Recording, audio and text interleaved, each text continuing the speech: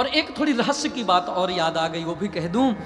भागवत ता का अभिप्राय है तत्व से, त्याग तो नहीं। यहां त्याग से भी ज्यादा महिमा वैराग्य की है। तो भक्ति ज्ञान वैराग्य हमारे भीतर आ गया, त्याग तो अपने आप हो जाएगा। तो फिर जो चौथा अक्षर है ता, इसका मतलब क्या है? इसका मतलब है तत्व। तत्व क्या है? थोड़ी बात गंभीर जा रही है, वेदांत की बात आ गई। तत्व है क्या? तत्वमसि, तत्व कहा गया है परब्रह्म को। वदन्ति यत् तत्त्वविदः तत्त्वं यद् ज्ञानमव्ययम् ब्रह्मेति परमात्मेति भगवान इति शब्दति।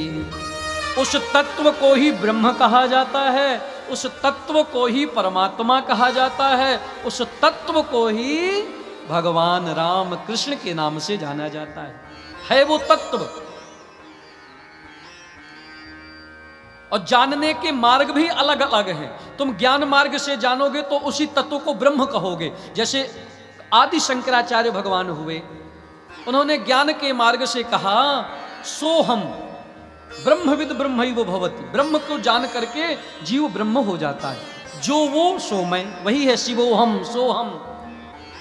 और योग के मार्ग से जानो, यम नियम आसन प्राणायाम प्रत्याहार धारणा ध्यान समाधि, ये योग हैं। इन योग के माध्यम से जब व्यक्ति, ये जीवात्मा उस परम तत्व को के पास जाएगी, तो योग माने होता है जोड़ना। ये आत्मा जब उस परम तत्व से जुड़ेगी तो यह आत्मा ही उसको परमात्मा के रूप में प्रकट कर लेती है वही तत्व। ज्ञानी ब्रह्म कहेंगे, योगी परमात्मा कहेंगे, और साधारण भक्त जो हैं, जो भक्ति के माध्यम से, नवधा भक्ति के माध्यम से, सत्संग के द्वारा जिन परमात्मा को जानते हैं, वही राम, वही कृष्ण, नारायण, नरसिंह, अनेक नामों से भगवान वही तत्व के रूप में प्रकट होते हैं।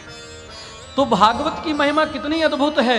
भक्ति भी आ गई, ज्ञान भी आ गया, वैराग्य भी आ गया, और तीनों के प्रकट होते ही परम तत्व, वह परम ब्रह्म की प्राप्ति भी श्रीमद् भागवत के माध्यम से हो जाती है। बोलिए भागवत भगवान की।